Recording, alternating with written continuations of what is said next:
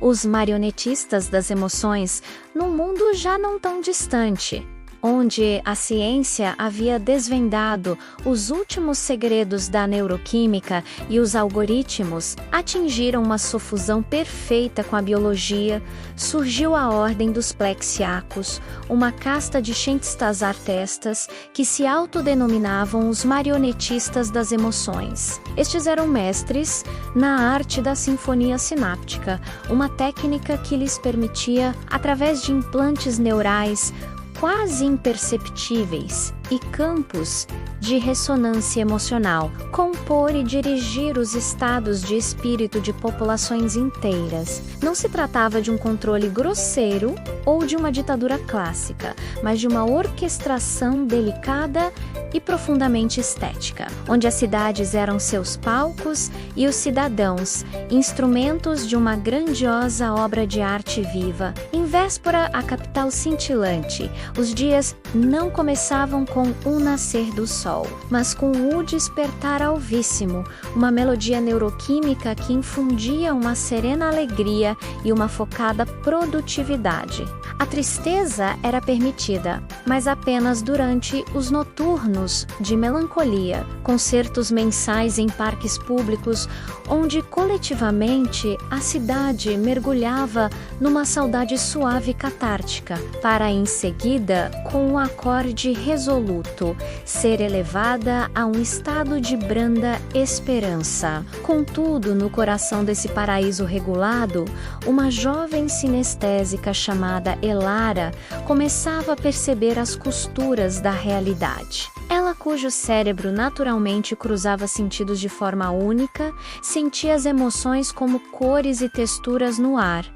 E foi assim que notou as pinceladas artificiais sobrepostas ao espectro genuíno das pessoas. O amor não tinha mais o vermelho turbulento e quente de outrora, mas um rosa harmonioso e constante. A raiva, um lampejo raro, era sempre seguida por um azul calmante, imediato e invisível. Elara via onde outros apenas sentiam a mão do maestro, a sua própria existência com suas percepções cruzadas e imprevisíveis. Era uma anomalia no sistema polido, uma nota desafinada na partitura perfeita, movida por uma inquietação que nem os plexiacos conseguiam categorizar completamente. Ela começou a vaguear pelas zonas de silêncio da rede, os raros espaços não monitorados, onde encontrou vestígios de uma resistência teórica. Os sensórios, um grupo que acreditava na santidade da emoção selvagem, bruta e não orquestrada. A trama atinge o seu clímax quando o Gromaranet, o líder dos Plexiacos, anunciou a sua obra-prima, a emoção única, um estado permanente de beatífica união e contentamento pleno, que seria implantada em toda a população durante o solstício. A cidade exalava uma euforia antecipada, mas para Elara, o ar tingia-se de um dourado opressivo e metálico, uma cor que anestesiava a alma. Procurando os sensórios, descobriu que eles eram mais um mito do que uma força, uma filosofia dispersa sem poder de ação. Foi então que Elara compreendeu que a verdadeira resistência não estava fora, mas dentro, no caos singular de sua própria percepção. No dia do solstício, enquanto os emissores de ressonância preparavam-se para transmitir a emoção única, Elara subiu ao alto do antigo observatório, um local esquecido pelos campos de influência. Lá, usando um transmissor de emergência, não enviou um discurso ou um vírus, mas uma explosão sinestésica crua, a gravação neural não filtrada de todos os seus sentimentos confusos, contraditórios e intensos da última semana. A vertigem do medo, o amargor da descoberta centelha feroz da revolta, o calor desordenado de uma paixão genuína por um companheiro de busca, o frio solitário da dúvida. Foi um grito da alma em seu estado puro, não não uma melodia, mas uma cacofonia de humanidade irrefinada. O efeito foi catastrófico para a ordem perfeita. A transmissão de Elara, uma onda de puro caos emocional, colidiu com a harmoniosa emoção única, como um vidro a quebrar sobre uma melodia suave. Em milhares de cérebros, as sinapses, acostumadas às progressões previsíveis, entraram em curto-circuito. As pessoas pararam nas ruas, atordoadas por sentimentos que não conseguiam nomear, uma nostalgia agridoce por algo que nunca viveram, uma raiva sem alvo, uma alegria tão intensa que doía. O próprio sistema dos plexiacos, baseado no equilíbrio, começou a se fragmentar, incapaz de processar a entropia pura que lhes fora injetada. A emoção única dissolve-se num caleidoscópio de sentimentos genuínos e incontidos. Elara não derrubou os marionetistas com armas, mas com a arma mais perigosa de todas. A verdade indomável do sentir humano. O mundo não regressou a um estado primitivo, mas a ordem dos plexiacos perdeu o seu monopólio. A sociedade que emergiu foi uma mais complexa e por vezes dolorosa, onde as emoções, com toda a sua beleza e terror, eram novamente propriedade do indivíduo. E Elara, a primeira a rasgar o véu da orquestração, tornou-se não uma líder, mas um símbolo silencioso.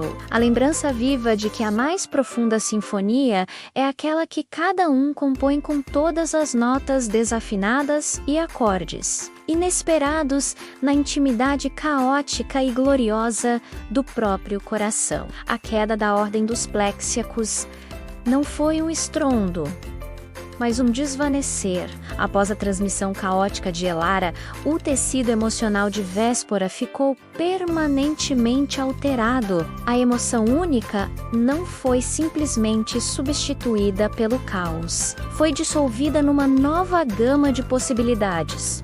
Uma paleta sensorial infinitamente mais vasta e imprevisível. Os marionetistas, treinados para a precisão absoluta, depararam-se com uma partitura ilegível, escrita por uma mão trêmula e inspirada. Sem o seu propósito central, a ordem fragmentou-se em fax. Os puristas que tentaram em vão restabelecer o controlo com mão ainda mais firme, apenas para ver os seus esforços resultarem em rebeliões emocionais ainda mais violentas.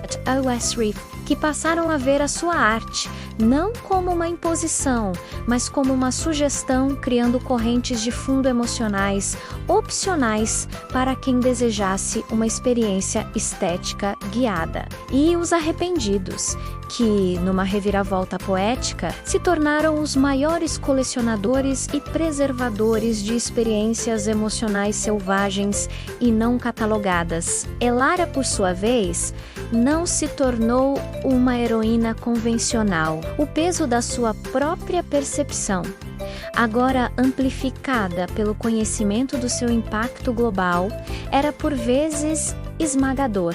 Ela retirou-se para as margens, os antigos subúrbios não planeados, onde os campos de ressonância eram mais fracos e a vida, consequentemente, mais áspera e genuína. Lá, encontrou outros desalinhados como ela. Pessoas cuja neurologia, por acidente ou por escolha, resistia à padronização. Um espléxiaco arrependido, Kael, cuja culpa se manifestava como um sabor amargo permanente na língua, tornou-se o seu companheiro mais próximo. Juntos, não lideraram um movimento, mas fundaram o Arquivo das Sombras, um repositório não digital, mas experiencial, onde as memórias emocionais mais brutas e não filtradas eram guardadas. Usavam antigos equipamentos de gravação sinestésica para capturar não imagens, mas a essência sensorial de um momento ou o gosto metálico do medo antes de uma prova. A textura aveludada e quente da paz em uma manhã solitária.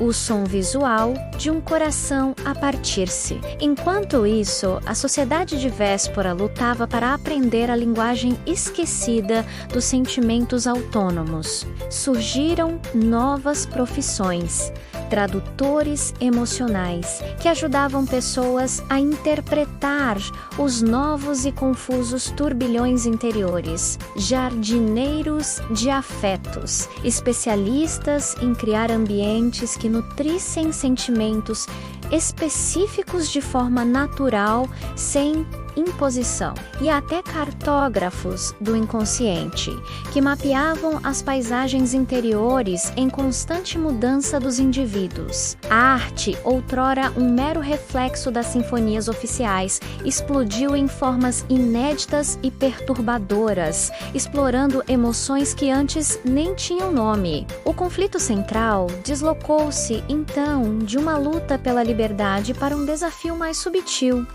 A luta pelo significado num mundo de emoções livres. Como escolher o que sentir?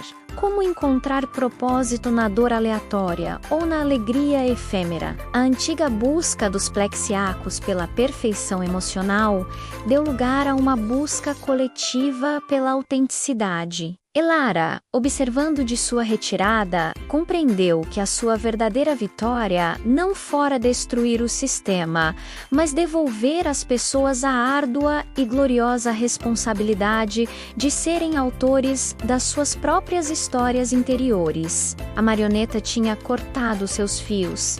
E agora, trêmula e desajeitada, aprendia a dançar sozinha. E assim, a era dos marionetistas das emoções transformou-se na era do aprendizado. Um tempo de hesitação e de descoberta, onde o maior ato de coragem não era levantar-se contra um tirano, mas enfrentar o abismo desconhecido do próprio coração. O legado de Elara não foi um mundo perfeito, mas um mundo verdadeiro, onde a beleza residia precisamente nas imperfeições, nas notas desafinadas da alma que juntas compunham uma sinfonia muito mais complexa e comovente do que qualquer maestro, por mais genial que fosse, poderia alguma vez ter imaginado.